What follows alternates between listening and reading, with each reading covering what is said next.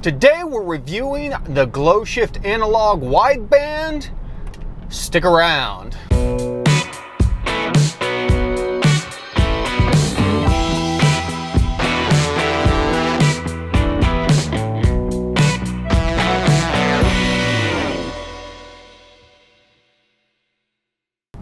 What is going on, everybody? Welcome back to the garage, and we are taking a look at our GlowShift analog wideband. And if you have not watched the unboxing video where we unboxed the GlowShift and the Innovate MTXL, I'll throw a link up in the corner somewhere. Go watch that, because there's going to be some things that we talk about on that video that carries over to this video that'll make more sense if you've seen it.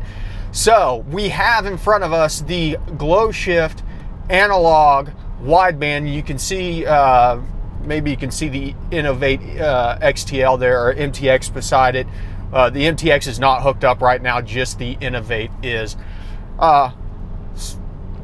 So far, very pleased with this gauge. We're going to talk about a couple pros. One of the main pros being that this is about to storm, and somebody's canopy was about to blow into the road back there. I don't know if you guys can tell. It's like 5 o'clock in the afternoon. It should not be this dark.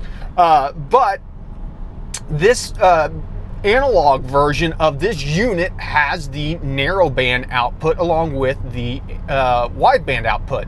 And so it does a 0 to 5 or a 1 to 5 volts, I can't remember whichever it is, for the wideband to bring back on your HP tuners, ProLink cable. But it also has a 0 to 1 that mimics what the factory wideband or narrowband does. So you can swap this in for one of your narrowbands, wire it up, and still have closed loop operation while having a wideband in your factory spot. The MTX will do it also, but we'll talk about that at a later date. So that has actually been working fairly well, and you can see from the video I've got going, this is in real time, the gauge reads just darn near spot on, 14.7 in closed loop. You can see that it's moving around a little bit as we go into DFCO, and whenever there it went into DFCO, and if I gas it here, so we're going into power enrichment, all that stuff. Of course, whenever it goes into power enrichment, we're not using the narrow band, so it's not reading. So all of that worked really good. The only issue that I had with it was that it did throw a check engine code for narrow band slow response. And it makes sense, because if you think of how a narrow band works, it's like flipping a light switch on and off. It goes Richling, Richling, Richling, Richling, Richling, and then it kind of takes a period of those and looks at them, takes an average of those and says, is that average near a set point, which is generally 0.45 volts or 450 millivolts. If it is near that set point, we're good to go. If it's rich, it's going to be higher. If it's lean, it's going to be lower, or vice versa. I can't remember off the top of my head. But then it populates the short-term fuel trims, checks again, and see if it gets closer to that 450 millivolts, and makes adjustments on the short-term fuel trims until that setting is reached. Once that setting is reached, then it allows it to start transferring that data into long term. But nonetheless, it works. It's just that it's expecting the light switch up, down, up, down, up, down, up, down. And what it's getting is more of a value that floats right around that 450 millivolt set point. And so because it's not having that extreme switching, there's a sweet SS with Holden emblems. Because it's not having that extreme switching, it comes back and tells the sensor, hey, something's a little bit wonky here. We should be getting a lot more switching in here. The response from the narrow band is slow. So once I disabled that code in the software, no issue. Everything was good to go, and it's been having absolutely no issues with closed loop, as you can see. So big kudos to them. It works there. It's a shame that it does have to have that DTC turned off, because for say you were looking for a wideband and you didn't have access to tuning software, it wouldn't work in that aspect, because you got to be able to shut off that slow switching. Now, the other big thing that's a pro for me is the fact that it's an analog gauge, and I just love analog over digital any day of the week. And so it's really hard to find analog widebands nowadays, and it's, as I said in the other video, it's almost impossible to find analog lambda. They're all going to be AFR, even though you can output this voltage curve in lambda to HP tuners, and so in HP tuners I have it reading in lambda instead of AFR, but it's just because I'm using the voltage curve that is specified for lambda as opposed to the voltage curve for AFR. You know, it is what it is. So let's talk about kind of a pro and con that weighs in on both sides of where this thing operates. It's that module interface stuff that they've got going on with this thing, and you really got to go watch that other video so you can see what I'm talking about. In this case, it was a very big pro because there's not much room up underneath here to mount a whole bunch of stuff. Now, that being said, I still prefer something like how the 300300 for AEM works. It would be just as easier, if not easier, to mount underneath here. But I will take the way that the GlowShift hooks up over the way that the Innovate does. The Innovate is the worst design for a wideband for wiring because of the two just giant cables that are coming out of the back of the gauge that are always attached to the gauge, and then they interface, you know, like 6 to 8 inches after the gauge. Whereas this has a box that you remote mount, and it has a cable that goes over to the remote mount from the gauge, then another cable that goes to power, then another cable that has your outputs, your analog outputs, then another cable that goes to the sensor. Is kind of a whole pain in the butt thing. So that's kind of the middle of the road. Now for the cons. And this con, I've been working on it in my mind for a while. I like the fact that you can hit this button and change the colors of the gauge on the fly, and everything looks cool, and I can find a green that matches kind of the rest of the gauges. Yeah, that's all cool and all, but you have to have constant power or else it doesn't work. Like, the background lighting is on a different circuit, and it's got to be on constant power to remember what your settings were.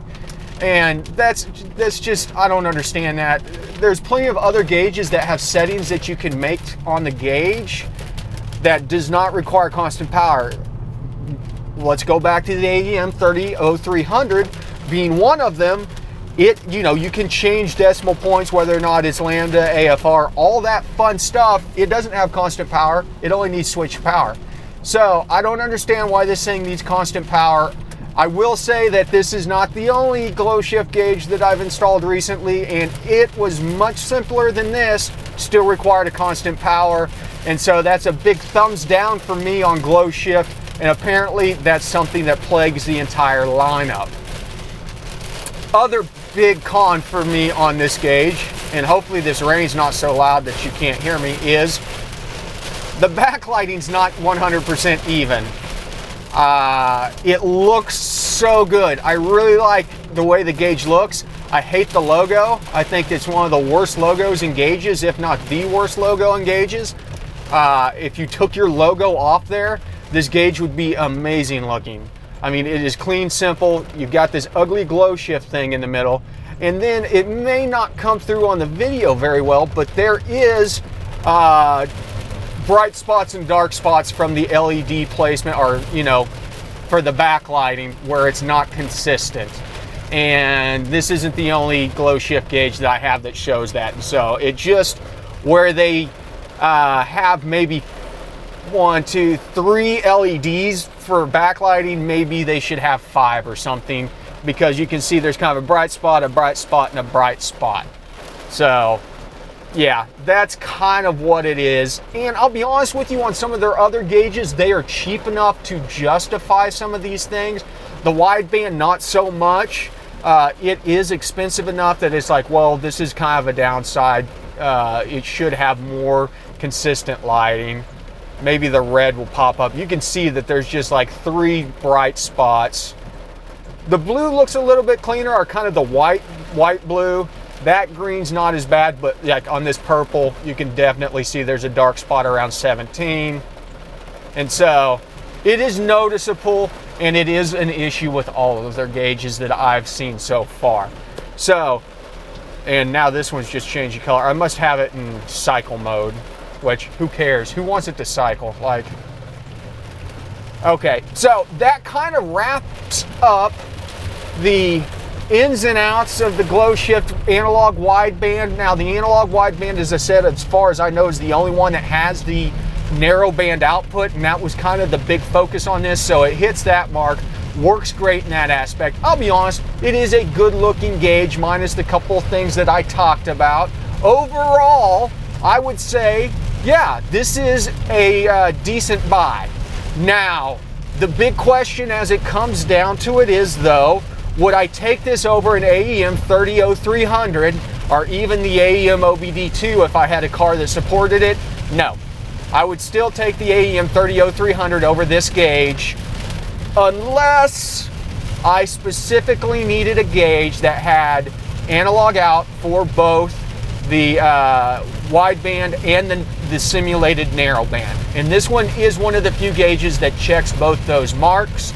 The AEM 300300 does not do the narrowband analog out. I wish AEM would release software so you could change the scaling of the narrowband, or at least the analog, like you can on the Innovate, which we'll talk about in our next video. Because the Innovate itself will not do both a wideband analog out and a narrowband analog out, but you can change the analog out from 1 to 5 to 0 to 1, and you can program that. So, as I said, we'll talk about that. That's neither here nor there. This is the GlowShift. So, in that aspect, if that's what you're looking for, the GlowShift does check a lot of boxes. And I mean, I'm just on the fence. I really think it's a good looking gauge. I don't like their logo. I'd say it's a good buy though. So if you want to check it out, I'll have a link down in the description. Make sure and keep your eyes peeled for whenever we do the Innovate gauge next.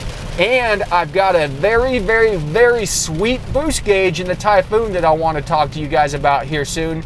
And that is one of the Pro Features gauges from Stack. And if you haven't seen them, it's pretty cool. I'm actually using that one to trigger our water methanol injection. So I'm anxious to show you guys what's going on there. But that's it for now. You guys know the drill. Thanks for stopping by the garage. And remember, ABT, always be tuning.